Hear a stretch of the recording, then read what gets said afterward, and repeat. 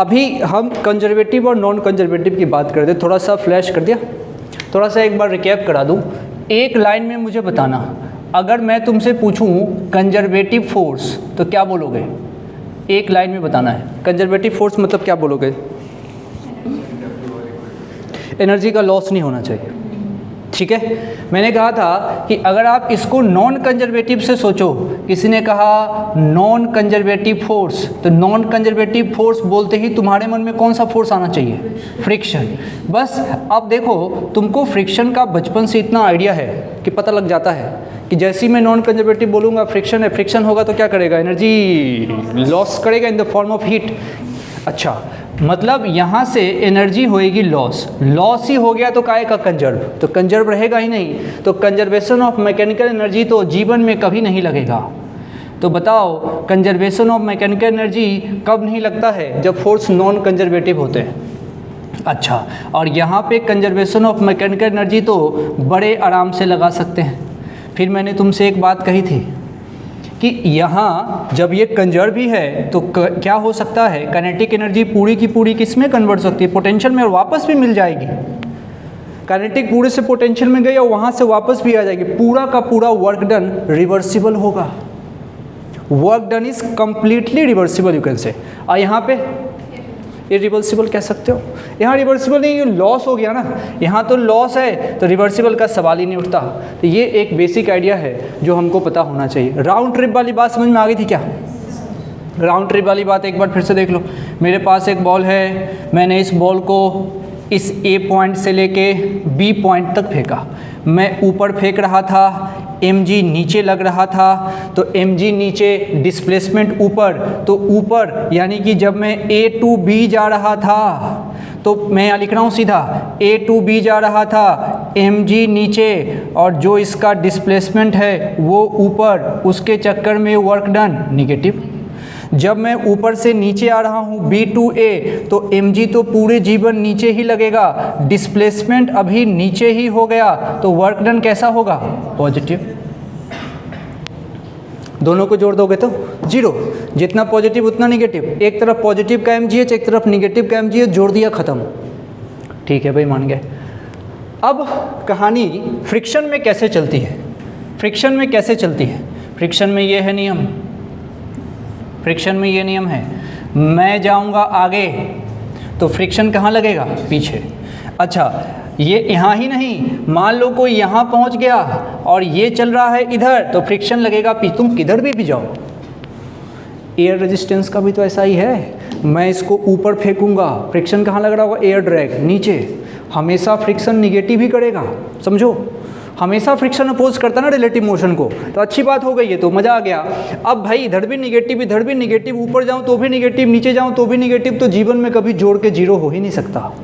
इसलिए round trip की अगर बात करी जाए, किसी ने कहा राउंड ट्रिप, तो राउंड ट्रिप में जो वर्क डन बराबर जीरो यहाँ नहीं होगा अगर ये नॉन कंजर्वेटिव है। तो याद होना चाहिए, एक सवाल बन जाता है इससे। सही है क्या? अब नया फोर्स इसी का भाई आ रहा है जिसका नाम है सेंट्रल। हेडिंग दो, सेंट्रल फोर्स। कौन सा स्टेट है तुम्हारा? ये जब जब पानी पीती है ना, मुझे एक बार देखती है, कोई दिक्कत थोड़ी है, पियो ना। ये सोचती है कि मैं बोलूँगा कि अब तो ये कम पीती है पानी, पहले हर 2 सेकंड में पानी पीती थी, हर 2 सेकंड। एक बेचारा उतर ही रहा होगा कि दूसरा टकाक। चलो, हेडिंग है सेंट्रल फोर्स। Central force. अब तुमसे मैं एक सवाल पूछता हूँ, जैसे तुम कहाँ घर है आपका? नहीं, यहाँ से नहीं समझ में आएगा ना। Tell me the state. Bihar. ठीक है। कैसा पागल हो गया हूँ मैं? बिहार में वो बोलिए आप अपना, tell me that city. Patna.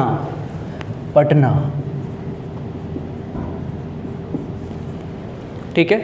क्या तुम इंडियन हो? अच्छा, अब बड़ा बात पूछ रहा हूँ, देखने से सवाल है। मतलब मैं ऐसा बोलूँ कि हर बिहार का आदमी इंडियन हो सकता है क्या? हर इंडियन बिहार का हो सकता है? तो इसमें तो तुमको कोई आश्चर्य नहीं हुआ ना भाई, सिंपल सी बात है। अब आगे इसमें जो बोलूँगा ना, तो इसमें भी आश्चर्य नहीं होना चाहिए। क्लियर बात समझ लीजिए, हर बिहार का आदमी इंडियन है, लेकिन हर इंडियन बिहार का है ये कोई ज़रूरी नहीं है। ठीक है, ध्यान रखना, इतना ही आसान है अभी जो यहाँ बोलने वाला हूँ।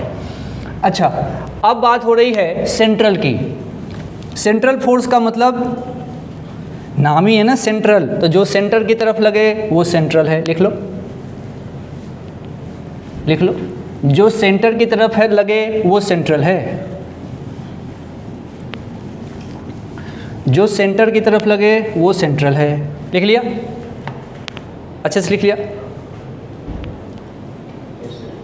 अब गोल लिख घेर के और काट दो, लिखो बकवास।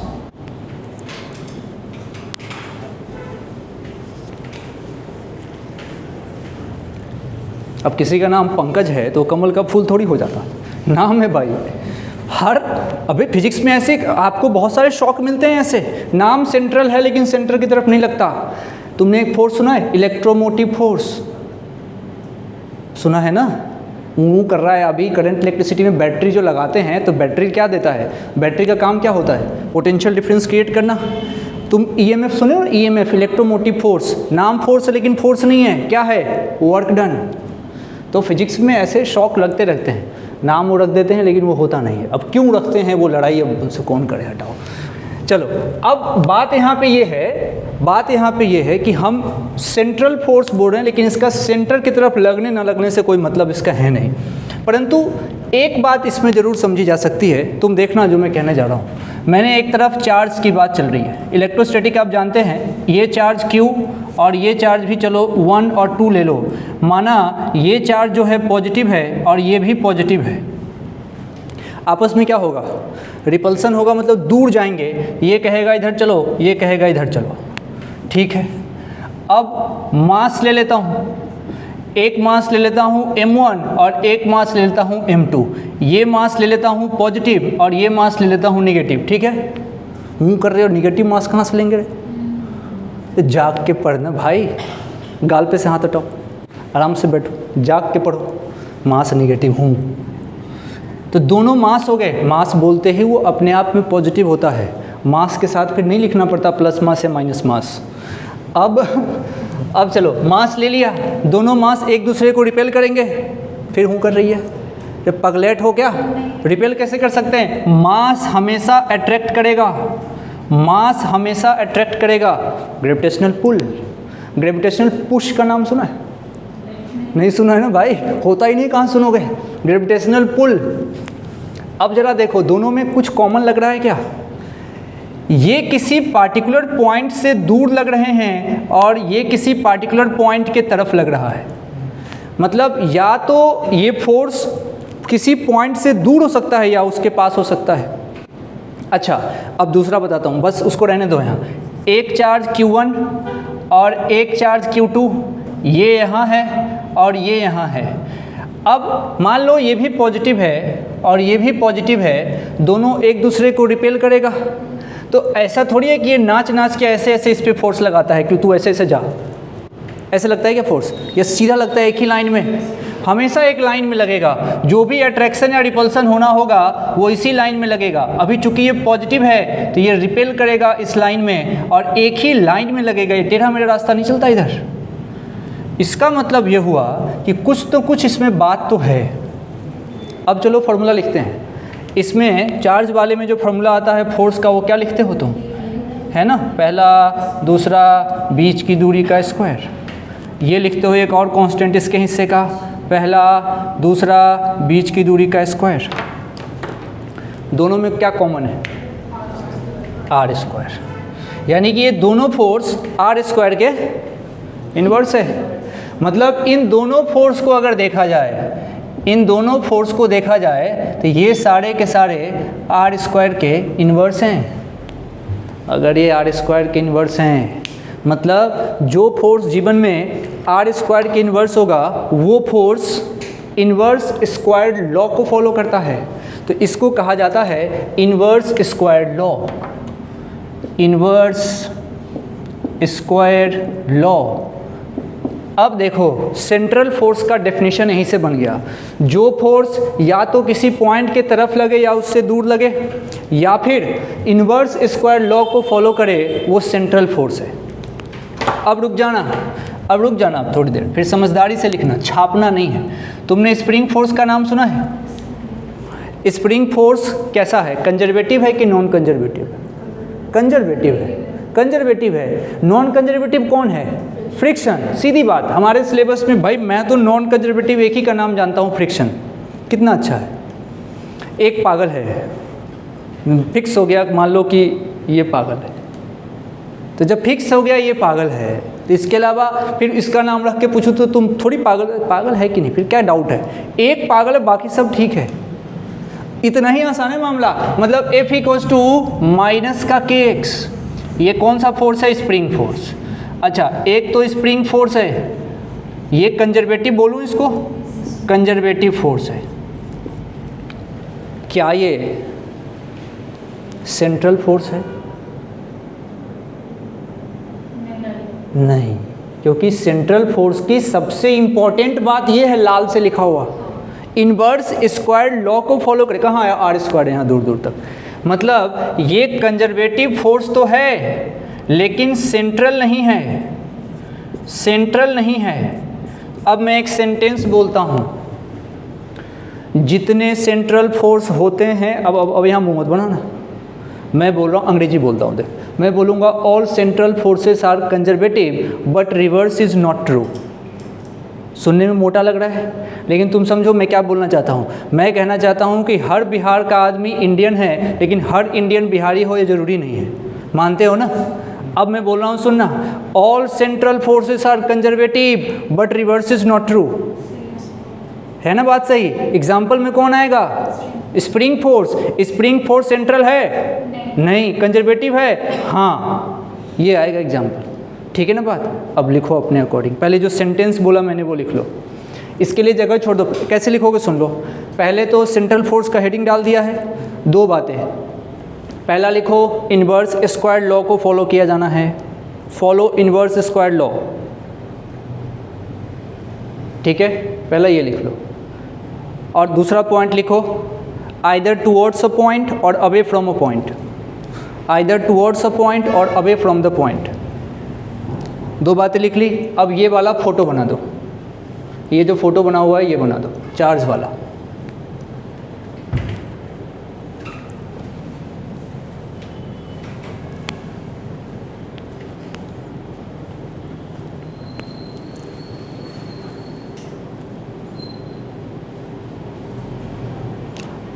कोचिंग में तुम्हारे सर तुमको नहीं कहते हैं रेड पेन से भी लिखो? लिखते हो? कहता है टीचर, कहता है लिखने के लिए? क्या कहते हैं? उधर से ही छोटे से ही वो गलत आदत सिखा के भेजता है। तभी तो तुम 12th पास में आते हो तो मुझे पेन सिखाना पड़ता है। रेड पेन लेके आना है, हाँ, देन यूज़ इट। और वहाँ जैसे रेस में मैं नहीं रहता हूँ, साला ऐसे नहीं है, बहुत समय है मेरे पास।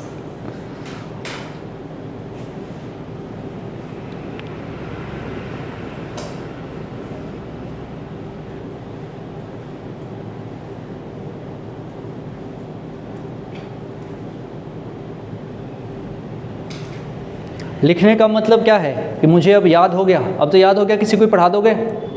ठीक है, पढ़वाऊंगा किसी दिन।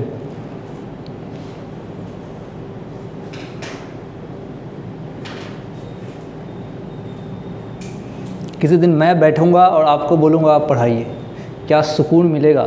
जीवन इन्वर्स करेंगे। उस सुकून का आनंद लेना चाहते हैं? क्या मज़ा आता है, टांग फाड़ के बैठो साला, मन करे तो बोलेंगे, नहीं मर्जी गाल पे हाथ रख ले, टेंशन नहीं।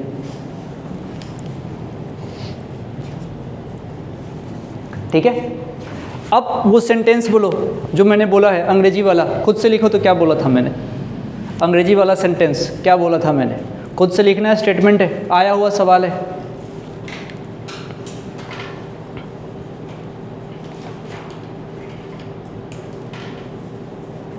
क्या लिखा? या all central forces are conservative but reverse is not true. Example यहाँ पड़ा हुआ है, दूसरा समझने के लिए तुम लिख लेना हर पंजाबी इंडियन होगा, लेकिन हर इंडियन पंजाबी हो ये ज़रूरी नहीं। आप अपने स्टेट का लिखिए, पंजाब, बिहार, चाइना भी लिख सकते हो।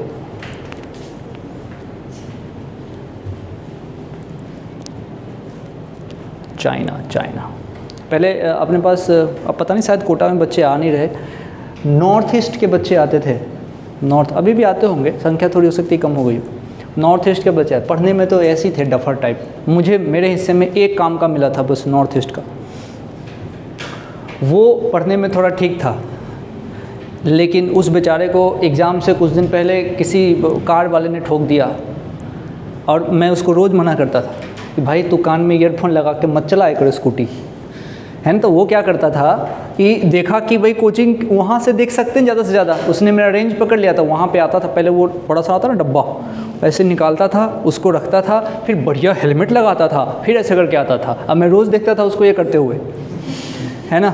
अब 1 महीने तक उससे कोई कांटेक्ट ही नहीं हो पा रहा, बात 16 के आसपास की होगी, 1 महीने तक कोई कांटेक्ट नहीं हो रहा। तो फिर जब कांटेक्ट नहीं हुआ तो फिर जैसे एग्ज़ाम नज़दीक आया तो मैं थोड़ा टेंशन में आया कि गया कहाँ। तो फिर उसके बाद से उसने व्हाट्सअप खुद ही किया दूसरे नंबर से हॉस्पिटल से कि सर 2 महीने ऐसा कैसे इसी में हूँ। तो मैंने कहा क्या हुआ, तो दादाबाड़ी में कोल्ड ड्रिंक पी रहा था स्कूटी लगा के, तो कार वाले उसको नाले में ले गए। उसने मेरे से बोला कि मैं स्कूटी लगा के पी रहा था और मुझे ठोक दिया गया, लेकिन मेरे को लग रहा थोड़ा सा झूठ है ये, है ना। वो पक्का वही, उसको तो मैं रोज़ देखता था ये पढ़। अब बहुत सीधा साधा लड़का था, अच्छा था पढ़ने में, लेकिन अब मान लो बिना टांग के एग्ज़ाम कैसे दे सकते हैं, टक, मुश्किल है। तो आप समझिए, जो भी कभी बताता हूँ ना कि मत करा करो ऐसी हरकत, तो तुमको लगता है कि ठीक है यार ऐसे ही बोलते हैं, हम तो बहुत जीनियस हैं, हम तो कान में ईयरफोन लगाने के बाद भी आँखों से सुनते हैं। तो ठीक है, किसी दिन ठुकाओगे ना फिर मज़ा आ जाएगा आपको। आइए, सेंट्रल फोर्स डन कर लोगे। सबसे बढ़िया सिखाएगा ये वाला स्प्रिंग फोर्स, ये आपको बढ़िया सिखाता है, चीज़ों को समझाता है। अब जो कहानी शुरू हो रही है वो कहानी है पोटेंशियल एनर्जी की। ये तुमको बढ़िया अगर फील हो गया तो तुमको मज़ा आ जाएगा। सबसे अच्छी बात ये है कि पोटेंशियल एनर्जी जैसी कोई तुम्हारे मन में बोले, थोड़ा एसी बंद करूँ क्या, ठंडा हो रहा हूँ थोड़ा। जब भी मैं तुमको पोटेंशियल एनर्जी बोलूँ, तुम्हारे मन में पोटेंशियल एनर्जी मतलब क्या क्या जानते हो पोटेंशियल एनर्जी के बारे में? पोटेंशियल एनर्जी सुनते ही मेरे मन में आता है पोटेंशियल, कुछ तो है अंदर, दिखा नहीं रहा हूँ। तुम्हारे अंदर बहुत पोटेंशियल है, बोलते हैं ना, पर तुम्हारे अंदर बहुत पोटेंशियल है, उसको तुमने छुपा के रखा हुआ है, समझ रहे हो। लेकिन अब तुम्हारे अंदर कोई लड़का अगर सोच, सिचुएशन देख, पोटेंशियल एनर्जी तुमने कितने तरह की पढ़ी है? तुमने सुना होगा स्प्रिंग पोटेंशियल एनर्जी, तुमने सुना होगा ग्रेविटेशनल पोटेंशियल एनर्जी, तुमने सुना होगा इलेक्ट्रोस्टैटिक पोटेंशियल एनर्जी, और तुमने क्या सुना है? हो गया, अब क्या सुनोगे? अब तुम तीनों की खासियत देखो। मैंने क्या बोला, मैं जो बोल रहा हूँ उसको लिखते रहना, हेडिंग डाल दो पोटेंशियल एनर्जी। इसमें तुम रट नहीं सकते, you have to just build the concept कि हाँ भाई ऐसा होगा तो ये सोचना है। पोटेंशियल एनर्जी एक तो लिखो स्प्रिंग पोटेंशियल, एक लिखो gravitational potential, spring potential, gravitational potential, और एक लिख लो इलेक्ट्रोस्टैटिक पोटेंशियल। इसमें से तुम मुझे बताओ नॉन कंजर्वेटिव कौन है? इसमें से नॉन कंजर्वेटिव कौन है? कोई नहीं है और होगा भी नहीं। जिसके साथ पोटेंशियल एनर्जी लग गया वो नॉन कंजर्वेटिव की बात ही नहीं कर सकते वहाँ पे। यानी कि एक बात तो क्लियर समझ में आ गई कि भैया पोटेंशियल एनर्जी का कॉन्सेप्ट हमेशा कंजर्वेटिव फोर्स फील्ड में ही लगता है। लिख लो पोटेंशियल एनर्जी के बारे में लिखो, the concept of potential energy is valid, the concept of potential energy is valid only for conservative force field, conservative force field. अब ये मत कहना कि फोर्स भी लिखा रहे हो फील्ड भी लिखा रहे हो, क्या हो गया आपको भाई? इसका पूरा नाम है कि इसका कॉन्सेप्ट कंजर्वेटिव फोर्स या फील्ड के लिए चलता है। कंजर्वेटिव फोर्स फील्ड का मतलब हो गया उसके जोन में, किसके? सिर्फ कंजर्वेटिव के, नॉन कंजर्वेटिव में बात ही नहीं होनी। अब जरा तुम सोचना कि जब सिर्फ कंजर्वेटिव के लिए बात होगी तो पक्का कंजर्वेटिव का और पोटेंशियल एनर्जी का कोई ना कोई रिलेशन होगा। ये रिलेशन एक्सपेरिमेंटल तरीके से निकलता है। इलास्टिसिटी चैप्टर पढ़ा होगा तुमने, नाम तो सुना होगा। वहाँ पे इलास्टिसिटी किस चीज़ की होता है ना, जैसे मान लो ये डंडा है या ये है, इसको थोड़ा ऐसे टेढ़ा करो, वापस अपने शेप में आ जाता है। रीगेन करने की कैपेसिटी, मतलब पूरी की पूरी एनर्जी रीस्टोर हो गई। अच्छा, ये उसका इलास्टिक नेचर है ना। अच्छा, सुनना बात को ध्यान से।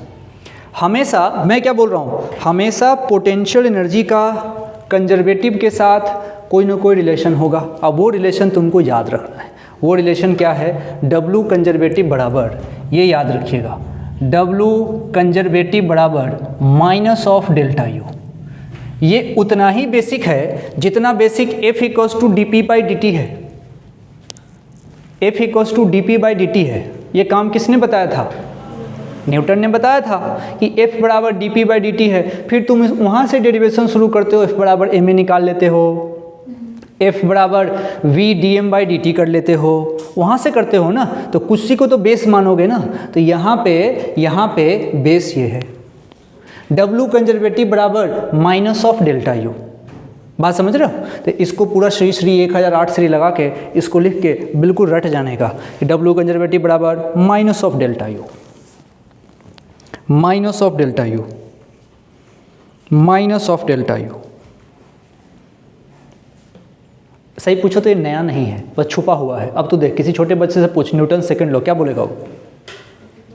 F बराबर ma। छोटा बच्चा थोड़ी बोलेगा यार डिफ्रेंसिएशन कर लो dp/dt या फिर इम्पल्स, ऐसा थोड़ी समझाता है वो, impulse upon time. Oh my God, इतना नहीं बोलता वो। क्या बोलता है? F बराबर ma।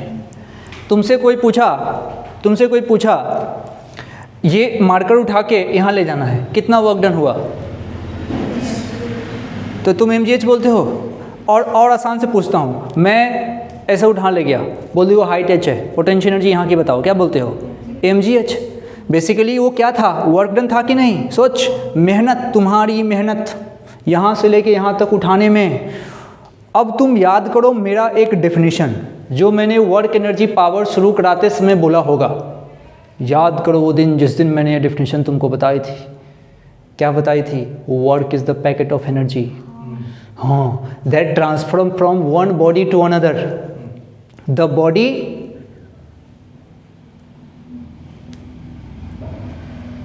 on which positive work is done becomes more energetic and the body on which negative work is done becomes less energetic। ये तुमको उतना ही याद है जितना तुमको तुम्हारे स्कूल का प्रार्थना याद है, बीच बीच में अंत में अब फिर शुरू अंत बीच की लाइन ही तुमको नहीं पता है, वैसे ही तुमने किया है स्कूल के प्रार्थना की तरह। लेकिन मैंने कहा था ये सेंटेंस बहुत काम का है। Work is the packet of energy that transfer from one body to another. The body on which positive work is done becomes more energetic. कैसे पता चला? ये एसी का रिमोट, मैंने इसको उठा के यहाँ से यहाँ कर दिया, ये रेफरेंस है। पहली बात, रेफरेंस बहुत ज़रूरी है, रेफरेंस पता होना चाहिए। हाइट कैसे मापोगे? रेफरेंस पता होनी चाहिए, है कि नहीं? जैसे अगर मैं इस प्लेटफॉर्म को रेफरेंस बोलता हूँ, ये टेबल को रेफरेंस बोल रहा हूँ मानो, अब टेबल को रेफरेंस बोलूँगा, यहाँ पे इसको उठाया, तुमने कहा चलो 1 मीटर उठा दिया, लेकिन ज़मीन से कुछ और हाइट हो सकती है, हो सकता है 2 मीटर हो, ज़मीन से 2 मीटर हो। इसका मतलब सोच, इसको भी उठा रहा हूँ और इसको भी उठा रहा हूँ, तो दोनों की ज़मीन से अलग अलग हाइट होगी। अब मैं तुमसे 2 सवाल पूछूंगा, बुद्धि चलेगी तभी समझ में आएगा तुमको। अगर सो रहे हो तो बिल्कुल समझ में, सो रहा है भाई, पक्का जगा हुआ है। अब मैं सेंटेंस बोलने वाला हूँ। पहली बात, पोटेंशियल एनर्जी बोलने के लिए रेफरेंस बताना ज़रूरी है। इंडिविजुअल बॉडी की पोटेंशियल एनर्जी डिपेंड करती है रेफरेंस कहाँ है। जैसे मेरी हाइट 3 फीट है, मेरी हाइट अगर 3 फीट है तो वो 3 फीट कहाँ से है भाई? ग्राउंड से है। छत पे जाकर मैं 103 फीट का होऊंगा, तो छत पे हूँ, तुमने फ़ोन किया और सर क्या हाल है आज, हाइट कितनी होगी? मतलब 103 फीट। ऐसे थोड़ी बोल सकते हैं। Height is fix because it is always measured by considering that your foot is at 0, है ना? पैर की हाइट वहाँ पे मानते हो ना, जो तुम्हारा ये होता है पैर, उसको तुम 0,0 मानते हो, तो रेफरेंस है, पूरी दुनिया के लिए वही है, वहाँ से मेजर किया जाता है। इसका मतलब पोटेंशियल एनर्जी बोलने के लिए रेफरेंस बोलना ज़रूरी है। लेकिन चेंज इन पोटेंशियल एनर्जी बोलने के लिए रेफरेंस बोलना ज़रूरी नहीं है। यही हो गया तुम्हारा बाउंसर, तुम बात यहीं से उड़ गया तुम्हारा। अब देख, मेरे एक हाथ में एसी का रिमोट, और तुमको बताना है इसकी पोटेंशियल एनर्जी। तो सबसे पहले तुम्हारे मन में आया ना, कहाँ से आया, कहाँ से, ठीक, आ गया। फिर मैं पूछूंगा इसकी पोटेंशियल एनर्जी, मन में आया होगा कहाँ से। अब मैं पूछूंगा इन दोनों की पोटेंशियल एनर्जी में डिफरेंस, अबे अभी थोड़ी कहाँ से, अब तो ये गैप है इनके बीच का हाइट, अब ये कहाँ से है का मतलब ही नहीं है, कहाँ से है का मतलब ही नहीं है, समझ रहे हो क्या।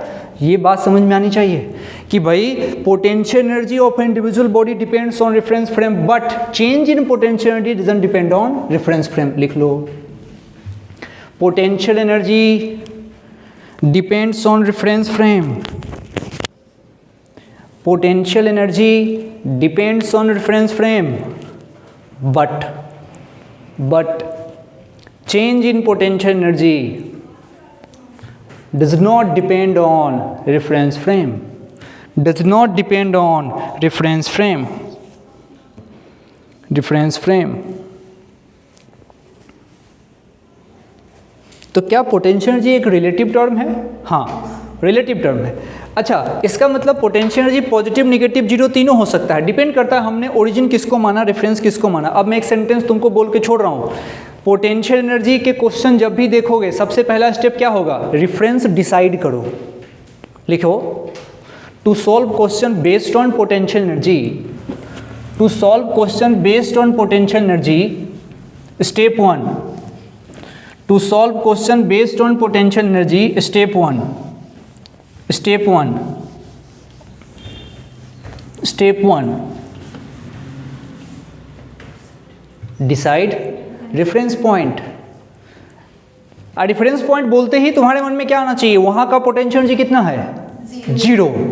ये अभी से लेके सर्कुलर मोशन, जहां वर्टिकल सर्कुलर मोशन कराऊंगा, सब में काम आएगा।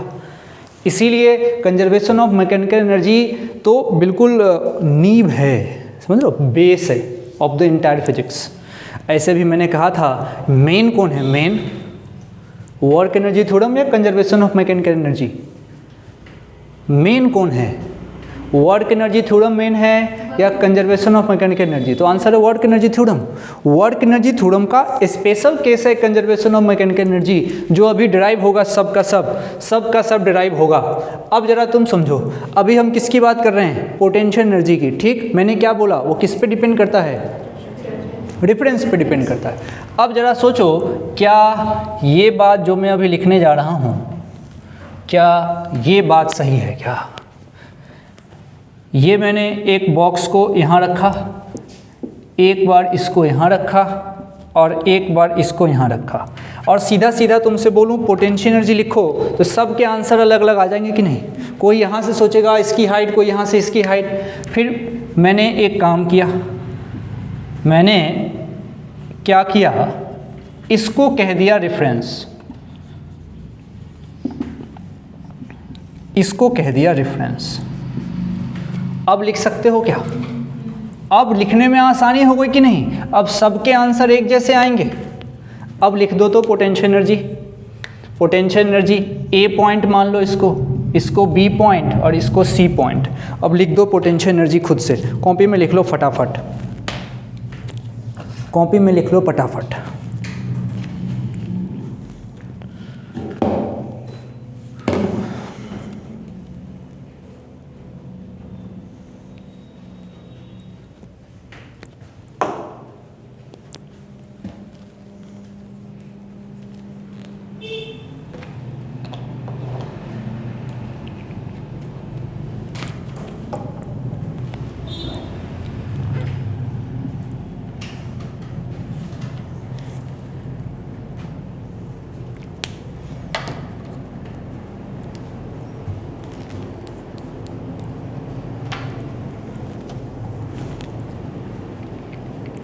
बताओ, ए पॉइंट के लिए potential energy zero, B point के लिए प्लस में और सी पॉइंट के लिए माइनस में mgh।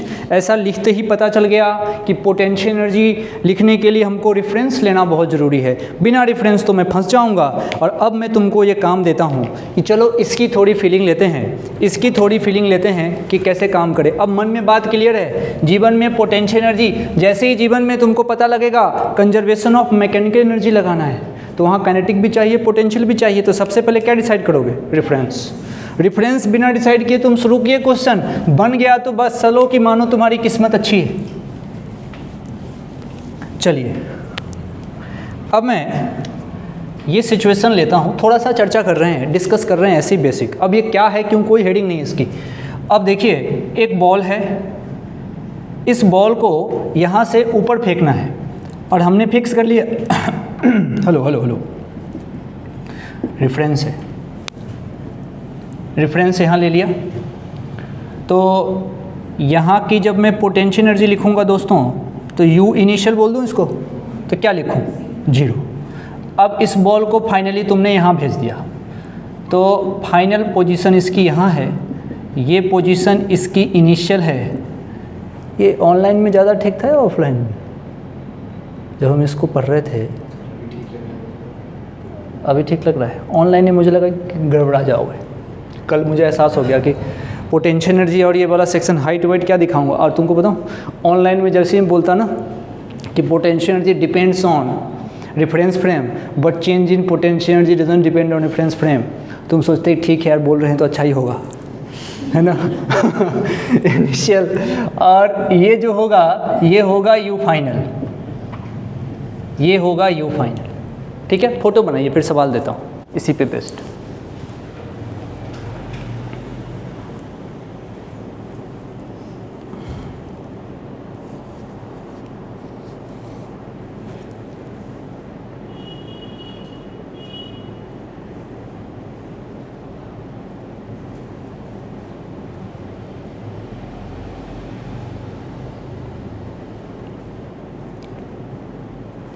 ठीक,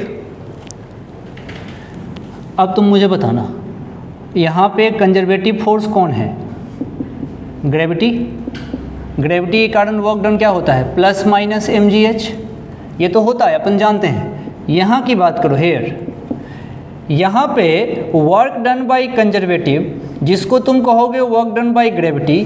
अब देखना mg कहाँ? नीचे, mg नीचे, तो मैंने लगाया mg नीचे और डिस्प्लेस होके तो ऊपर चला गया, तो हाइट ऊपर है, तो मैं यहाँ पे लिखूँगा माइनस का mgh, माइनस का mgh लिखूँगा ना, लिखूँगा। अब देख, अब देखते रहना बस, W कंजर्वेटिव नहीं, क्या लिखना चाहिए यहाँ? माइनस का mgh, तो मैं लिखूँगा माइनस का mgh बराबर माइनस हटा देता हूँ, U final minus U initial, बोल।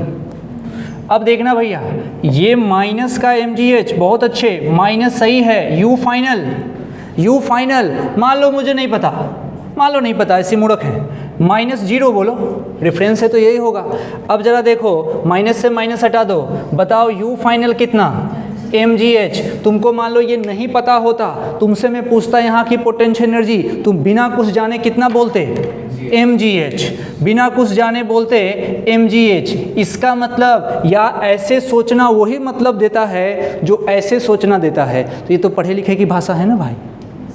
जैसे किसी भी चीज़ का साइंटिफिक नेम कितने चौं टाइप के होते हैं, नॉर्मल बोलते हैं ना ह्यूमन बीइंग, और उधर क्या बोलते हैं? होमो सेपियंस। भाई तो ऐसे तो हम तो इंसान समझते हैं, इतने भयानक भयानक नाम होते हैं, बिल्कुल उसी के जैसा है।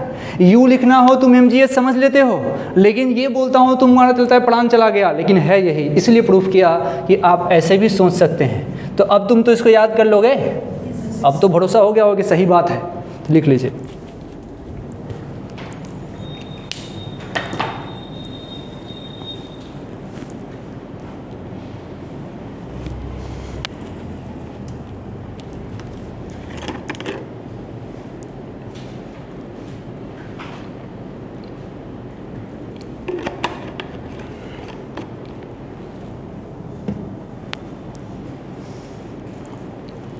आज सिमरन बंक मार गई, तुमको तो पता ही होगा, नहीं पता था? इसको बंक मारना रहता है तो कुछ मैसेज वैसेज तो देखता ही रहता हूँ, कुछ ना कुछ तो चलता है। और बता, ऐसे ही बता। क्लासरूम की रिकॉर्डिंग भी थोड़ा सा जब ये हो रहा है ना, तो तबीयत वगैरह जो ख़राब होती है तो आपको थोड़ा सा पैर भी दर्द करता है, सोचते हैं चलो आराम कर लो। ये लोग करते हैं ऐसा, जैसे आज थोड़ा पैर दर्द कर रहा है, सोचो रिकॉर्ड तो हो ही जाएगा, चलो आज नहीं जाते। तो पैर वैर दर्द करे तो आ जाना चाहिए। पैर तो छोटा मोटा दर्द तो क्या झेलने की आदत होनी चाहिए।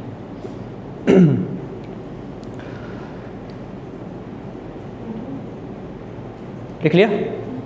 भाई लिख रहा है, क्या लिख रहा है? हो गया?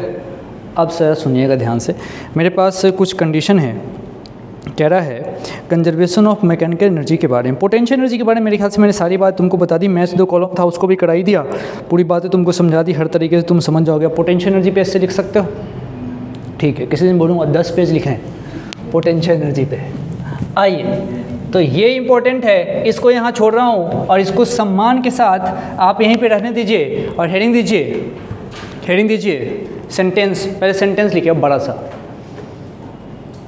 Conservation of mechanical energy. एक बार लिख लो पूरा नाम, कंजर्वेशन ऑफ मैकेनिकल एनर्जी। आपको स्पेलिंग ना पूछ देना, conservation of mechanical energy, bracket में लिखेंगे COME, conservation of mechanical energy. लिख दिया? उसके नीचे लिखो is the special case, is the special case of work energy theorem.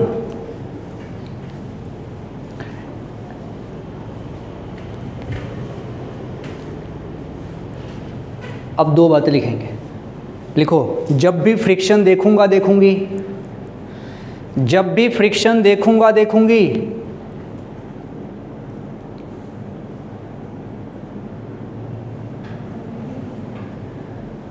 और उसके नीचे लिखो वर्क एनर्जी थ्योरम,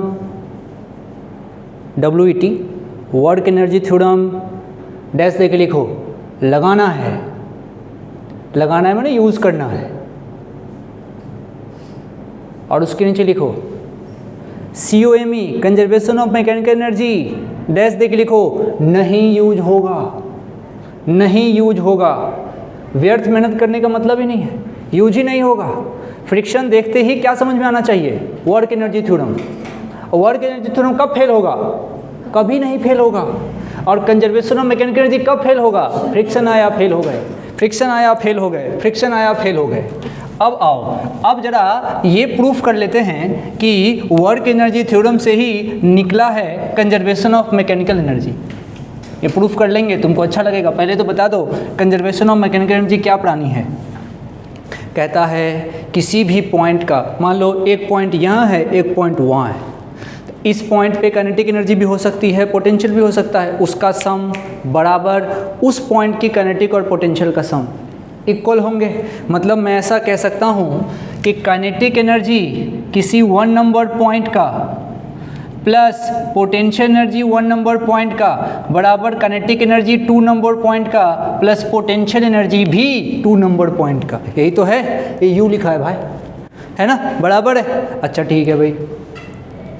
अब W conservative equals to delta U होता है, ठीक है, चलो उसको तो बार बार देखना है। अब मेरी बात समझना, तुम क्या सीख के आए हो? तुम सीख के आए हो W all equals to delta K। W all में 2 लोग आ सकते हैं, एक कंजर्वेटिव फोर्स और एक आ सकता है नॉन कंजर्वेटिव फोर्स। सम आ सकता है काइनेटिक का फाइनल माइनस काइनेटिक का इनिशियल। बोलो W conservative force, W conservative force minus का डेल्टा U, तो ये आएगा माइनस का delta U plus non conservative force तो लग ही नहीं सकता, तो कहानी क्या हो गई है? ये हो गया K2 माइनस K1। इसके लिए तो बात ही नहीं हो सकती, इसके लिए थोड़ी बात होगी। नॉन कंजर्वेटिव में तो चलता ही नहीं मामला। क्यों? क्योंकि हमको क्या प्रूफ, तुमको बचपन से क्या सिखाया गया? यही होता है। और अच्छे से लिख देता हूँ, तुमको सिखाया गया बेटा kinetic energy 1 plus potential energy 1 equals to kinetic energy 2 plus potential energy 2। भाई तुमको ये लेके आना है, इसको लाने का उपाय बता रहा हूँ कैसे आया होगा। अब देख ये माइनस U कौन सा 2 माइनस U1, जब भी डेल्टा लगा हो तो फाइनल माइनस इनिशियल बराबर K2 माइनस K1। अब ये क्या लिखा हुआ है देख, U1 minus U2 equals to K2 minus K1। एक तरफ करो, एक तरफ ले आओ या इसको उधर ले आओ, K1 plus U1 equals to K2 plus U2। बन रहा है ना भाई, ये बन गया। ये कब बना? जब तुमने नॉन कंजर्वेटिव नहीं लिया। इसका मतलब ये तभी आया है जब वर्क एनर्जी थ्योरम में से सिर्फ कंजर्वेटिव इंक्लूड किया गया। ये क्लियर करने का उपाय है कि हाँ भाई ऐसे होता है। लिख लो खुद को समझाते हुए, खुद को समझाते हुए।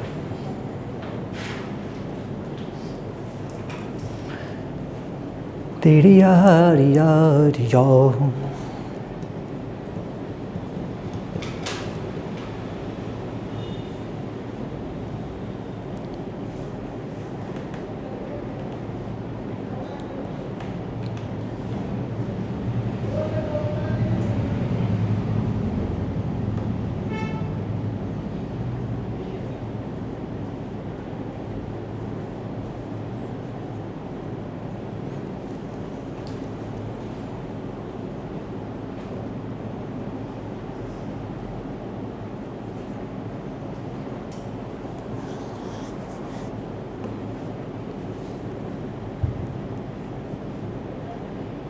ठीक ठीक है।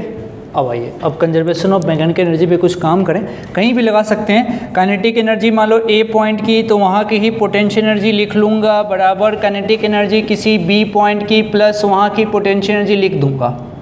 तो इससे क्या फ़ायदा होगा सोच के देख। काइनेटिक एनर्जी के अंदर कौन कौन है? वेलोसिटी है। अब पोटेंशियल के अंदर कौन है? हाइट है। एक पोटेंशियल और हो सकता है, कौन? स्प्रिंग, वो भी तो हो सकता है। यानी कि या तो मेरे से स्प्रिंग का कंप्रेशन पूछा जा सकता है, या तो कहीं की वेलोसिटी पूछी जा सकती है, या फिर हाइट पूछा जा सकता है। इन तीनों का यूज़ कर सकता हूँ। यही हाल वर्क एनर्जी थ्योरम में ही तो था। Work done by all the forces बराबर डेल्टा के ई। वहाँ पे वेलोसिटी थी एक तरफ, चेंज इन काइनेटिक एनर्जी मतलब चेंज इन वेलोसिटी की बात हो रही है वहाँ पे। दूसरी बात वर्क डन की बात हो रही है। वो वर्क डन कोई भी कर सकता है। मान लो ग्रेविटी ने किया तो प्लस माइनस mgh, मतलब हाइट वहाँ भी है। सब एक ही हैं। बस आपको देखना है कि कौन सा क्वेश्चन लगाने में, कहाँ से सॉल्व करने में आसानी होगी। मैं तुमको बताता हूँ।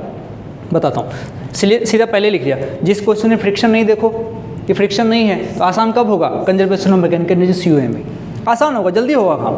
ठीक है भाई, अब चला सोचो। अब कुछ क्वेश्चन कर लेते हैं, यहाँ से बात आगे बनेगी। कुछ क्वेश्चन करते हैं।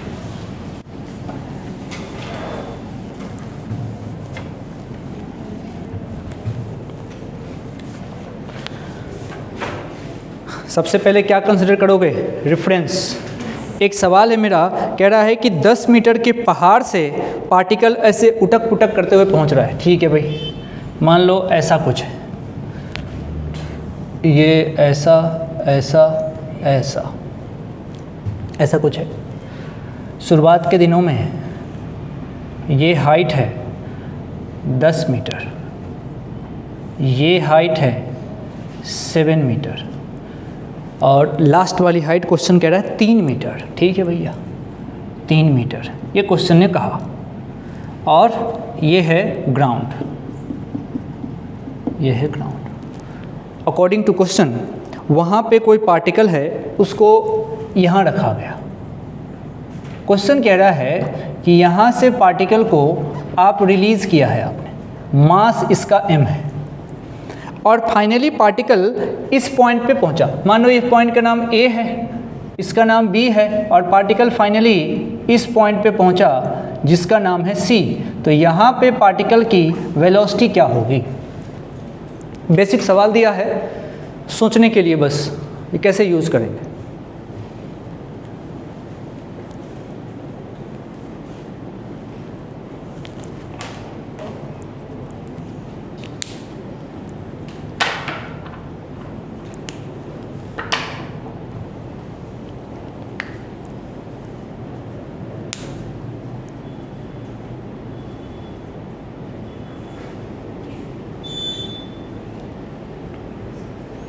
पूरा लिखना होता है, पूरा। हाँ नहीं, क्वेश्चन तो ठीक है, उसके बाद पूरी जानकारी लिखनी पड़ती है, मतलब शॉर्टकट में नहीं। अभी तो सॉल्व करो, लेकिन मैं जितना लिखूंगा ना उतना नोट होना चाहिए। हाँ क्या कह रही हो? है ना, सबसे पहला स्टेप जो तुमने किया है वो तुमने इसको ले लिया है रेफरेंस को ही बोलते हैं 0,0, ठीक है भाई। अच्छा, अब मुझे कहाँ चाहिए, सी के लिए चाहिए, तो मैं बस इसको इतना लिखूँगा, kinetic energy A plus kinetic energy B, potential energy A equals to kinetic energy B plus potential energy B. Energy यहाँ की टोटल, कहाँ की, ए की टोटल, सी के टोटल के बराबर भी कर दूंगा तो आंसर आ जाएगा। बी का तो पूछा ही नहीं है, चलो डायरेक्ट सी पे चलते हैं। सीखने वाली बात समझिए, बी का पूछता तो बी की रखते, पूछा नहीं डायरेक्ट सी पे चले गए। इसका मतलब हम एनर्जी कंजर्वेशन किसी भी 2 पॉइंट के बीच लगा सकते हैं, कहीं भी, हमेशा चलेगा। कब तक चलेगा, जब तक फ्रिक्शन नहीं होगा तभी तक चलेगा। ए की काइनेटिक एनर्जी भाई साहब रिलीज किया 0, पोटेंशियल एनर्जी ए की mgh के जगह पे 10 इक्वल्स टू सी की काइनेटिक एनर्जी पूछा है तो हो गया, पूछा है तो हाफ m माना, इसी वेलोसिटी का नाम हमने v ले लिया, प्लस सी की पोटेंशियल एनर्जी mgh नहीं 3 रखूंगा, ठीक है। अब बस काट पीट कर लो, m तो ऐसे हट गया, m गए, यहाँ से 3g, यहाँ से v²/2 और यहाँ से 10g, इसको इधर ले आओ, ये आते ही 3g और ये 10g कितने हो गए, ये हो गया 100, वो आ गया यहाँ से, हाँ 7g हो जाएगा और ये उधर चलेगा, ठीक है बढ़िया। लिख दीजिए, एक बार स्टेप लिख दो, बिल्कुल आसान। v² की वैल्यू कितना आ गया 140, तो v की वैल्यू 140 का रूट है ना, यही बोल रहे हो तुम, v की वैल्यू 140 का रूट, खत्म।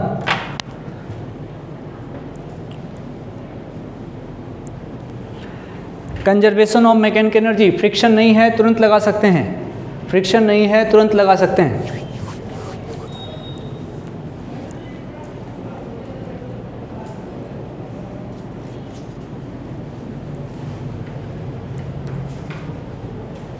मिटा दूं,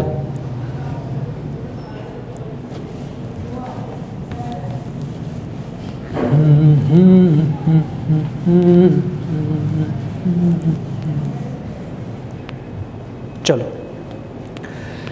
अब क्या है, इसमें एक सवाल है, कह रहा है कि किसी बॉडी को आप ए पॉइंट से रिलीज़ कर रहे हैं और वो बी पॉइंट पे जा रहा है पेंडुलम वाले स्टाइल में, ठीक है भाई।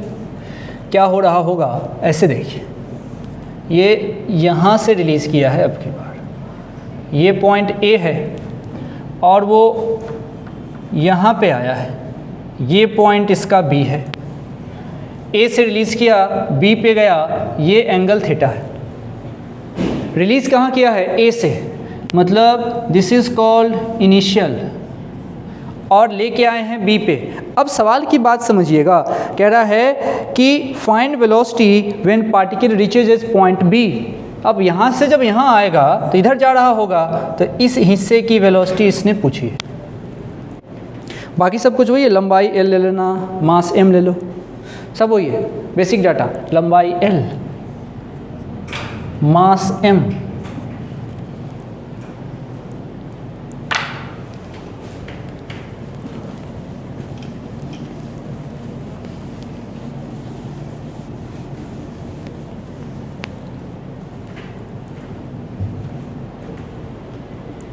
लंबाई l, मास m।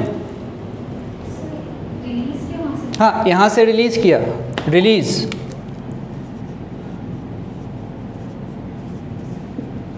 यहाँ से रिलीज़,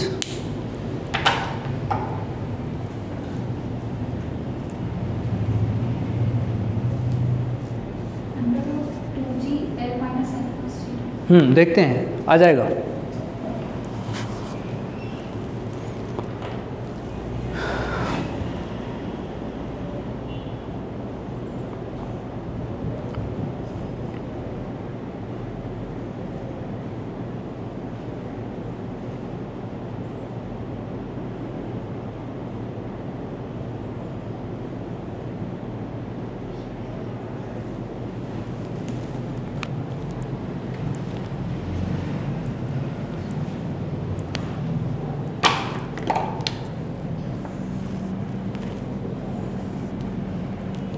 यही इसके हाइट का डिफरेंस है, यही इसके हाइट का डिफरेंस है।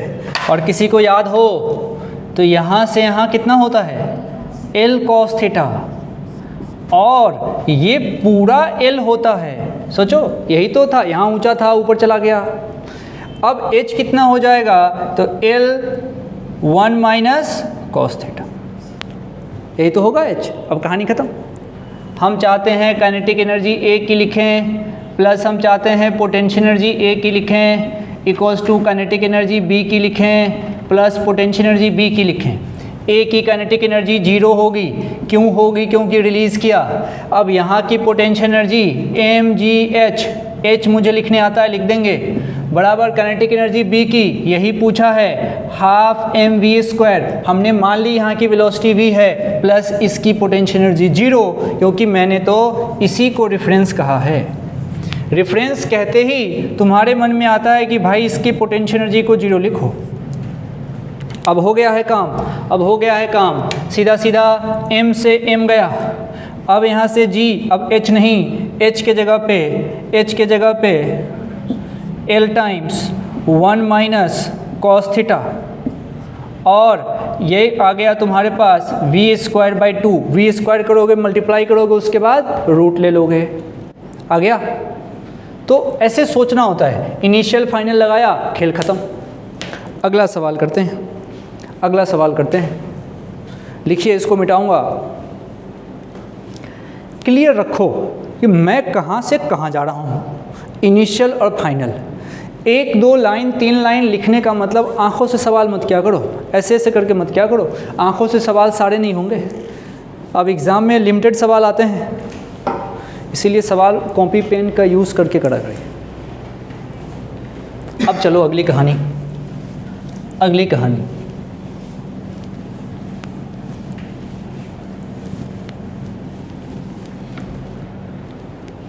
क्वेश्चन का लैंग्वेज यहाँ इंपॉर्टेंट है, लिखिएगा।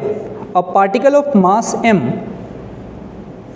A particle of mass m is projected vertically upward, is projected vertically upward to reach to the maximum height, to reach to the maximum height। उसका नाम दीजिएगा कैपिटल H, मैक्सिमम हाइट का नाम है capital H। फिर आगे क्या कह रहा है सुनिएगा, find ratio of kinetic energy to potential energy when particle reaches h/5 height from the ground, h/5 height from the ground।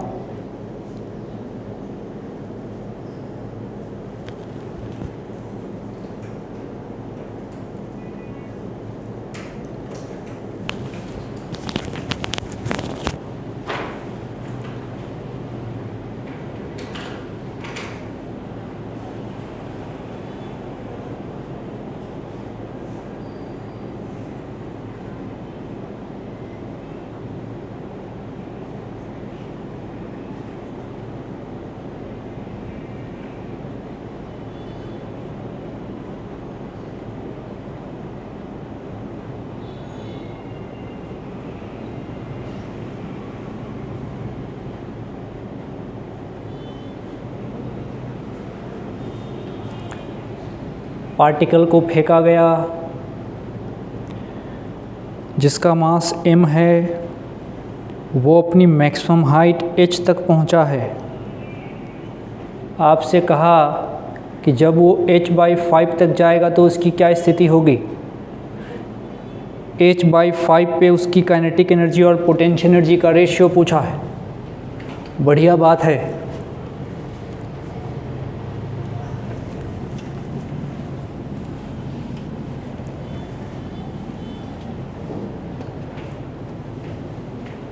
बात है कि पर्सन टू पर्सन रेफरेंस अलग अलग वो लगा सकता है, इसमें कोई ऐसी वाली बात नहीं है। तो ज़रा सोचें इसको क्या हो रहा है। यहाँ से इसको फेंका गया, यहाँ पे किसी h/5 पे यहाँ है,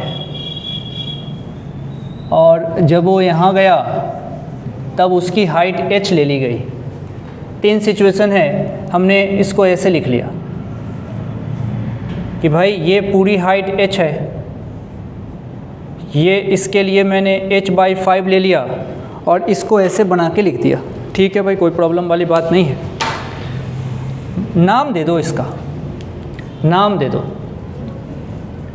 माना ये A है, ये B है और ये C है। 3 पॉइंट्स के नाम दे दिए हमने। रेफरेंस मानना हमारी मर्जी है, हम किसी को भी रेफरेंस मान सकते हैं, और एनर्जी कंजर्वेशन भी किसी भी 2 पॉइंट के बीच मान सकते हैं। अभी नीचे वाला रेफरेंस मुझे लग रहा है आसान लग रहा है, चलो इसी का नाम दे देते हैं रेफरेंस। रेफरेंस बोलते ही मन में आना चाहिए क्या? पोटेंशियल एनर्जी कितनी है? 0। रेफरेंस बोलते ही पोटेंशियल एनर्जी 0 आ जानी चाहिए। ठीक है भाई, रेफरेंस बोला, पोटेंशियल एनर्जी 0 है, ओके डन। अब जरा सोचो, थोड़ा ध्यान सुनना, सॉल्यूशन को छोड़ो, बात समझो, क्योंकि इस सवाल की वैरायटी बहुत सारी बन सकती है। बात समझना, यहाँ पे जो कंडीशन है, इसने क्या बोला है उसको जरा सुनिए। कह रहा है कि पार्टिकल को जिसका मास m है वर्टिकली अपवर्ड फेंका ताकि वो कहाँ पहुँच जाए? मैक्सिमम हाइट h पर। तो यहाँ से फेंका होगा और h पे तुमको पहुँचाया गया होगा। अब तुम समझो, तुम कहाँ पहुँच चुके हो? मैक्सिमम हाइट यहाँ पहुँच चुके हो। यहाँ पहुँचते ही यहाँ की पोटेंशियल एनर्जी कितनी लिखोगे? mg कैपिटल का H, और यहाँ की काइनेटिक एनर्जी कितनी लिखोगे? 0, क्योंकि मैक्सिमम हाइट पे गया मतलब उसके ऊपर नहीं गया, मतलब वहाँ ले जाने वाली वेलोसिटी ख़त्म हो गई, मतलब काइनेटिक एनर्जी 0। अब जरा सोचना, यहाँ B पॉइंट पे सोचो, B पॉइंट पे पोटेंशियल एनर्जी कितनी होगी? mgh/5। यहाँ की पोटेंशियल एनर्जी mgh/5। ओके ठीक है, mgh/5। काइनेटिक एनर्जी अपने को यहाँ की, अच्छा पूछा कहाँ कहाँ का है देख लो। इसने पूछा भैया आप बताओ h/5 पर काइनेटिक एनर्जी और पोटेंशियल एनर्जी कितनी है? h/5 पर काइनेटिक एनर्जी और पोटेंशियल पता है अपने को, काइनेटिक चाहिए। अब बता, इसकी टेंशन लूँगा क्या मैं? नहीं, मैं सिर्फ इसकी बात करूँगा, मतलब मैं इन दोनों में अप्लाई करूँगा कंजर्वेशन ऑफ मैकेनिकल एनर्जी। मैं इसकी टेंशन क्यों लूँगा? अब ये तो एक बार इससे हेल्प ले ली कि भाई तू रेफरेंस बता दे, तेरा रेफरेंस है। अब यहाँ से लिखूँगा, अब मैं यहाँ लिखूँगा, देख काइनेटिक एनर्जी A की प्लस पोटेंशियल एनर्जी A की इक्वल्स टू काइनेटिक एनर्जी, कौन है नाम उसका? B plus potential energy B। हो गया, ये देख, ये रहा 0 प्लस ये रहा mgh equals to kinetic energy B की, काइनेटिक एनर्जी B की मान लो ऐसे लिख देते हैं, मान लो मुझे नहीं पता, B की लिख देते हैं, प्लस पोटेंशियल एनर्जी B की कितनी है? mgh/5 लिख सकते हैं ना। तो क्या काइनेटिक एनर्जी B की पता नहीं लग जाएगी क्या? लग गई ना, घटा देंगे। अब पोटेंशियल पहले से पता है, काइनेटिक उसने दे दिया, रेशियो ले लेंगे, आंसर आ जाएगा, लिख दो। क्या आ गया ना? हाँ लिख दीजिए, वो पूरा कर लीजिए। आज मच्छर भगाओ कुछ काम नहीं किया था क्या? भैया का आज कान उखाड़ूंगा।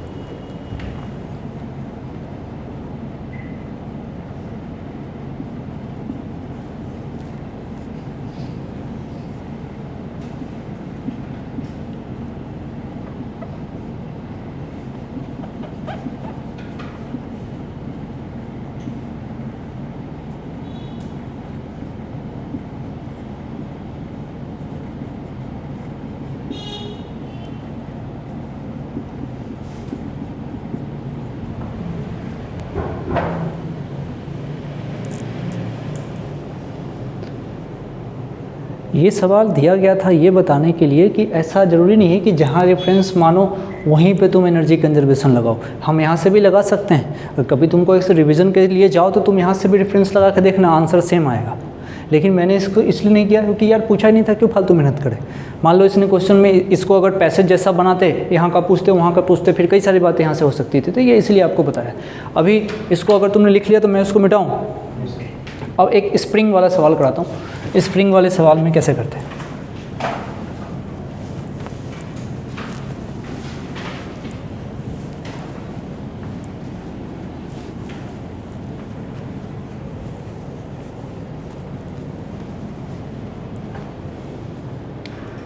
लिखिए एक सवाल। अ मास 0.5 kg, a mass 0.5 kg moving with 1.5 meter per second, moving with 1.5 meter per second on horizontal smooth surface collides with massless spring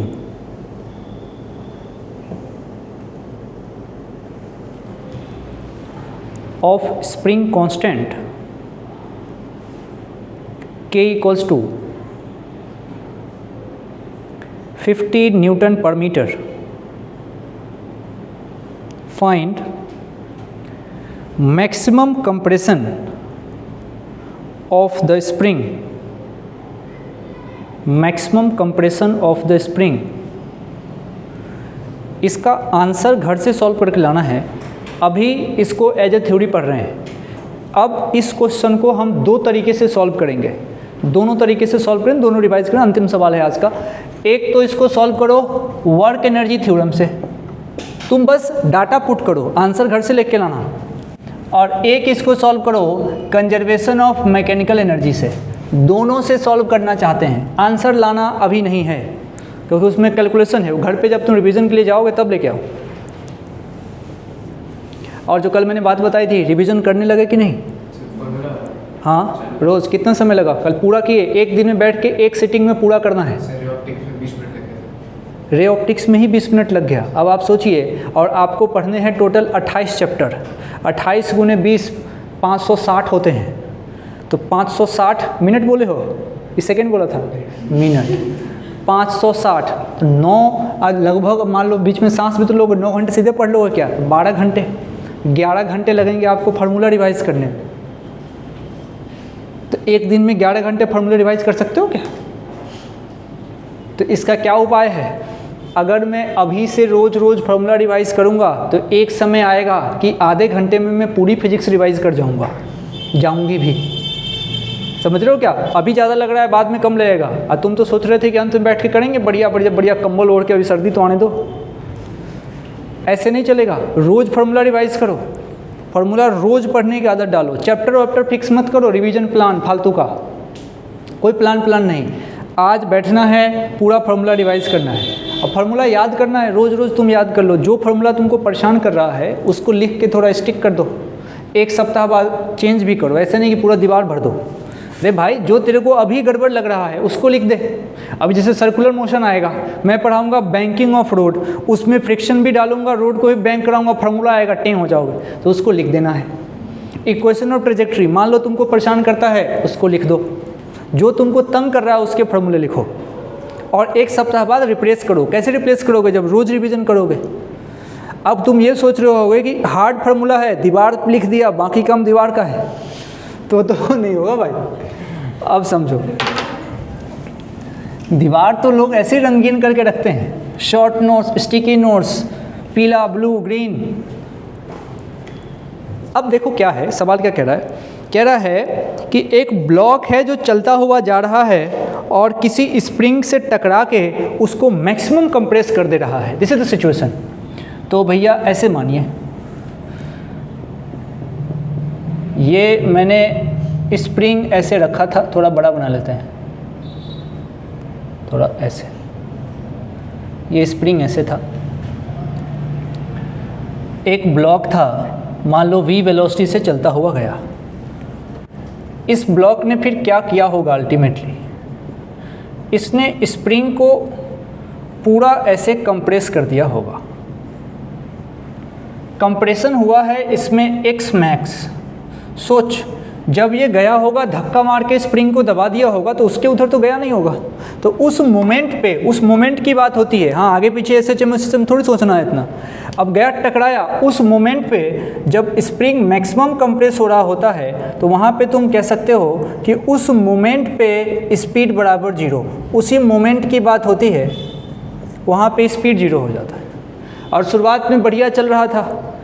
अब आदमी अगर सोचे तो क्या सोच सकता है, शुरुआत में कौन चल रहा है, ब्लॉक, तो ब्लॉक चल रहा है। अच्छा, और यही हमारा रेफरेंस लेवल होगा। अब भाई सारा काम ग्राउंड पे होता है तो थोड़ी रेफरेंस हल्ला करते हो यार।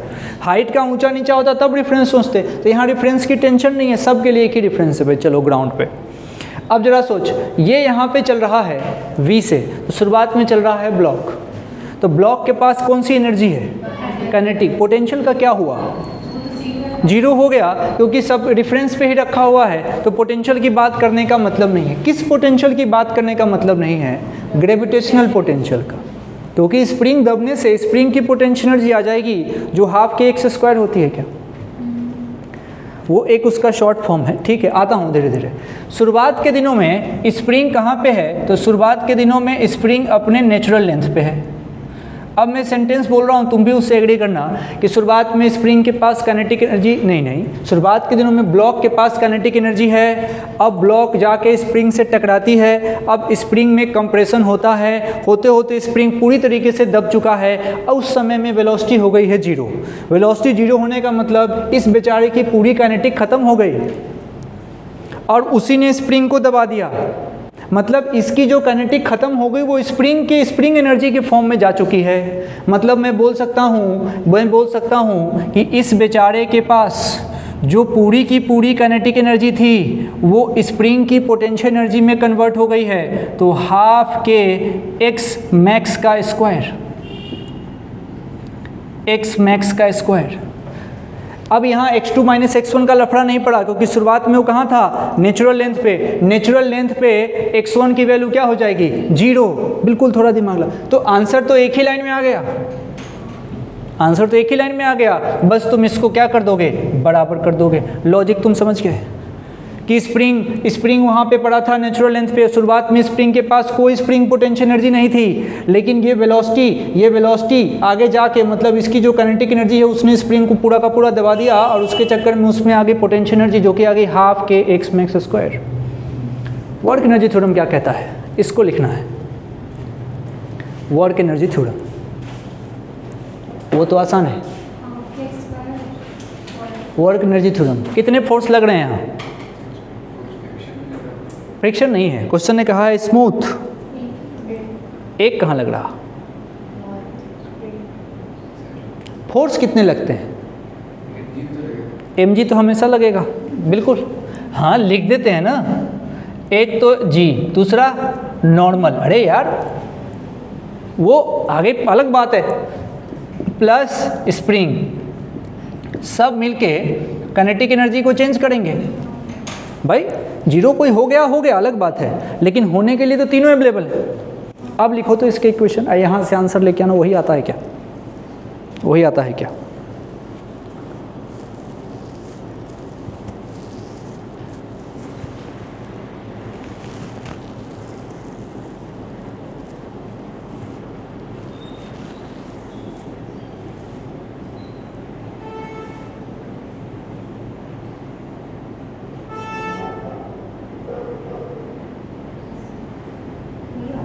कोई आया, देखो मिलाते हैं। काइनेटिक, पहले भैया वर्क डन बाय ग्रेविटी 0, क्योंकि mg लग रहा है वर्टिकली, बॉडी जा रही है आगे, 90 का एंगल बन गया। वही हाल नॉर्मल का, नॉर्मल लग रहा है ऊपर और बॉडी जा रही है आगे 90 का एंगल, ये दोनों तो खत्म। वर्क डन बाय स्प्रिंग क्या होता है, पूरा तो ये होता है माइनस का हाफ के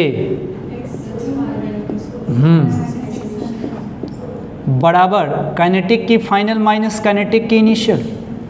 ईमानदारी से बताओ, फाइनली वो तो रुक गया था 0, अब जरा देखना, यहाँ से x इनिशियल क्या लूँगा, x इनिशियल क्या लूँगा भाई, शुरुआत में स्प्रिंग नेचुरल लेंथ पे है तो उस कंडीशन में x इनिशियल लिया जाएगा 0, क्योंकि सारी दूरी तो नेचुरल लेंथ से मेजर होती है, यहाँ से दूरी मेजर होगी, मैं यहीं पे खड़ा हूँ तो 0 है ना मेरा डिस्टेंस, तो x इनिशियल 0।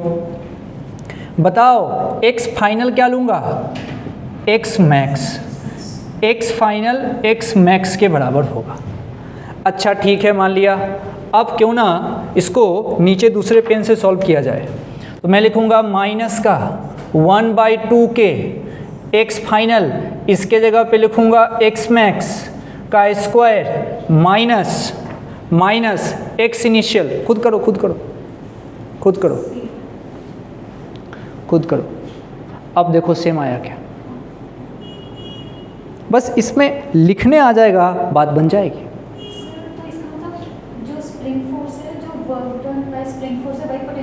हाँ बिल्कुल,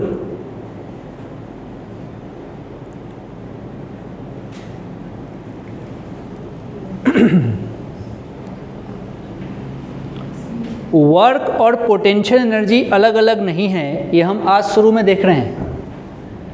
बस डिपेंड करता है किस वर्क की बात कर रहे हो।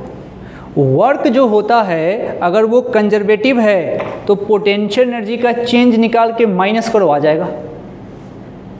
समझ रहे हो क्या?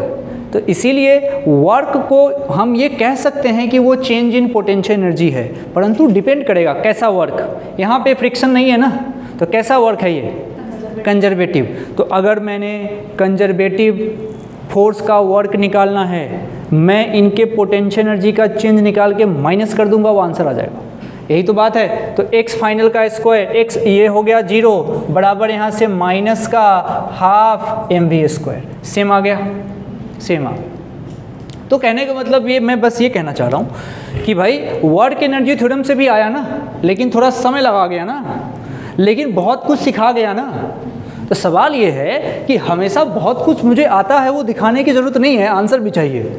तो आंसर कब आएगा, कंजर्वेशन ऑफ मैकेनिकल एनर्जी से, नहीं तो वर्क एनर्जी थ्योरम पढ़ के हम निश्चिंत हो सकते थे। इसीलिए वर्क एनर्जी थ्योरम कब यूज़ करो, जब फ्रिक्शन हो। इसीलिए मैंने लिखा है कि फ्रिक्शन हो तब इसकी टेंशन लेंगे, नहीं तो ये काम आसान है, क्विक है, क्विक, बिल्कुल फास्ट, और फास्ट के साथ आसान, तो इसको प्रीफर दिया जाता है। लेकिन जब ज़िंदगी की गाड़ी कठिन हो जाती है तो ये काम आता है, इसलिए दोनों सीखना ज़रूरी है, इसलिए इसको सिखाया दोनों से। बस आज इतना ही, बढ़िया है, बढ़िया से नोट्स वगैरह बना लो, बाकी बात बाद में।